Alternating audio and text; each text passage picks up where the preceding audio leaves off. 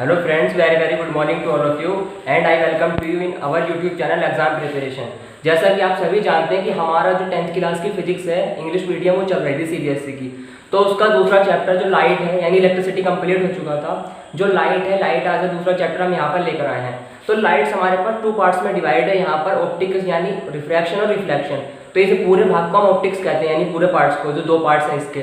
तो उसका जो फर्स्ट पार्ट है यानी रिफ्लेक्शन, वो हम डिस्कस करने वाले हैं यहाँ पर फर्स्ट लेक्चर में। So let's start. तो हम देखते हैं कि लाइट, सबसे पहले लाइट चैप्टर का नाम है, तो हमें ये समझना पड़ेगा कि लाइट क्या चीज़ है, यानी कि लाइट है क्या हमारे पास। तो लाइट को हम यहाँ पर देखेंगे कि लाइट है क्या। तो लाइट यहाँ पर डेफिनेशन लिखी हुई है कि light is a form of energy. Light is a form of energy. अब एनर्जी है कैसे? अब एनर्जी ये ऐसे है, मान लो कि हमारे पास कोई, मेरे सामने कोई बॉडी पड़ी है। अब वो जो बॉडी मुझे दिख रही है वो किसकी वजह से दिख रही है? लाइट की वजह से।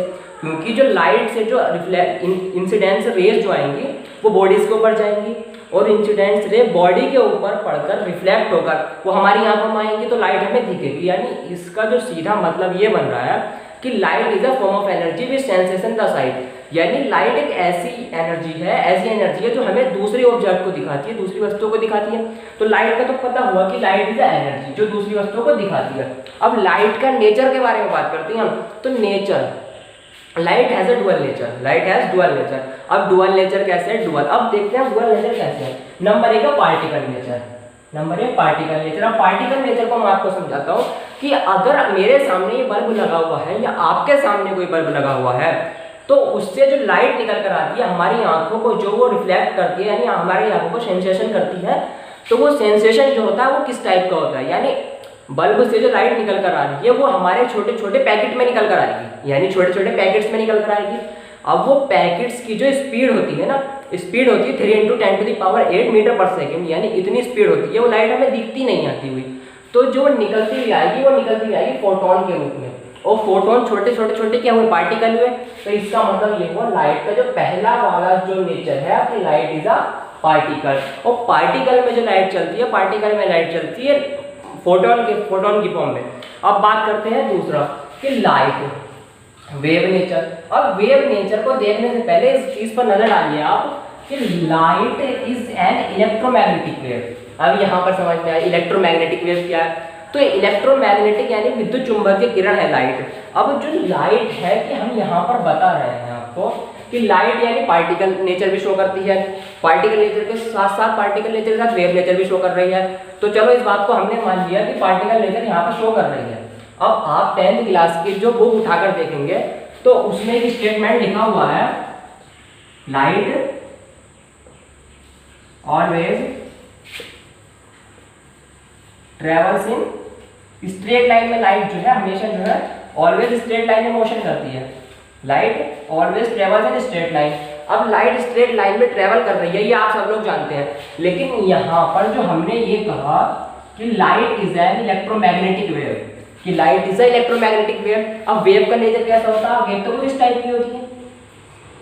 तो यहाँ पर कंफ्यूजन हुआ कि अब एक बात बताइए, जब आप ये भी कह रहे हैं कि light is an electromagnetic wave और आप ये भी कह रहे हैं light always travels in straight line, तो ये दोनों बातें एक कैसे हो सकती हैं? वो ऐसे कि या तो लाइट स्ट्रेट लाइन में चल सकती है या वेव भी हो सकती है। तो ये कंफ्यूजन हमारे सामने आया कि अगर आप ये कह रहे हैं light is a electromagnetic wave, light electromagnetic wave है हमारे पास, तो ये स्ट्रेट लाइन में कैसे चल सकती है? स्ट्रेट लाइन में कैसे चल सकती है जब इलेक्ट्रोमैग्नेटिक वेव है? तो इसका जो है ये किसी बुक में आपको नहीं मिलेगा, ये अलग से मतलब हायर स्टडीज में कॉन्सेप्ट है। इसका मैं आपको बताता हूँ यहाँ पर कि लाइट वेव होने के साथ साथ ये स्ट्रेट लाइन में कैसे चल रही है। अब एक बात बताइए, जब इस चीज से यानी बल्ब से कोई किरणें निकल कर आ रही है, यानी कोई रेज निकल कर आ रही है, तो छोटे छोटे पार्टिकल्स, यानी अगर मून से या सन से हमारे पास रेज आ रही है तो छोटे छोटे पार्टिकल यानी स्काई में, आसमान में छोटे छोटे पार्टिकल होते हैं। अब वो पार्टिकल मान लो लाइट के रास्ते में है, यहाँ पर लाइट के रास्ते में है यहाँ पर। अब ये पार्टिकल है, अब ये पार्टिकल का कुछ साइज भी होगा, पार्टिकल में कुछ साइज भी होना चाहिए, क्योंकि जो चीज़ है उसका साइज होगा, मास होगा, तभी तो वो पार्टिकल है। अब इनका जो साइज है पार्टिकल का, मान लो अब ये जो लाइट है ये रे है, यानी इलेक्ट्रोमैग्नेटिक वेव कह सकते हैं, रे कह सकते हैं, तो इसकी कुछ वेवलेंथ भी होगी। जब वेव है तो इसकी वेवलेंथ भी तो होनी चाहिए ना कुछ, जब वेव है तो वेवलेंथ को लैम्डा से डिनोट करते हैं। अब ये यहाँ पर कॉन्सेप्ट समझने का है कि अगर लाइट इलेक्ट्रोमैग्नेटिक वेव है तो वो स्ट्रेट लाइन में कैसे मोशन कर सकती है, कैसे ट्रेवल कर सकती है। तो उसका सीधा सा जो आंसर हमारे पास ये है, अगर लाइट के रास्ते में आने वाले पार्टिकल्स जो होते हैं, लाइट के रास्ते में आने वाले पार्टिकल्स का जो साइज होगा, वो बहुत ज्यादा बड़ा होगा इस वेव की, यानी जो वेव है इलेक्ट्रोमैग्नेटिक वेव है लाइट, इसकी वेवलेंथ से। समझ में आई बात?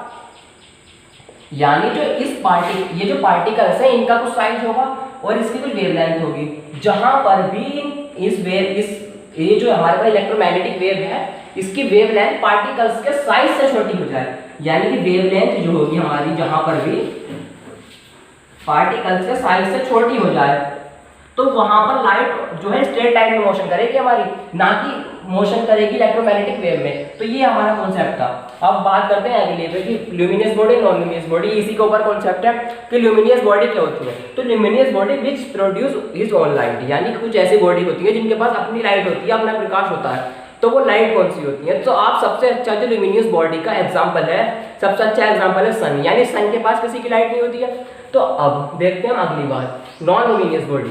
ये नॉन लुमिनियस बॉडी यानी इसका बिल्कुल अपोज करता है, मतलब उल्टा है इसका, which does not produce own light. यानी कुछ तो हम पहले पढ़ चुके हैं कि कुछ तो होती है यानी जो अपनी लाइट प्रोड्यूस करती हैं, और कुछ होती हैं जो अपनी लाइट प्रोड्यूस नहीं करती। अब एक बात बताइए, मून जो होता है,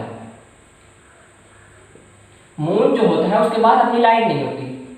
मून के पास अपनी लाइट नहीं होती क्योंकि मून जो लाइट लेता है वो सन से लेता है मून अपनी लाइट। तो मून कैसी क्वांटिटी हो गई, यानी मून कैसी बॉडी हो गई?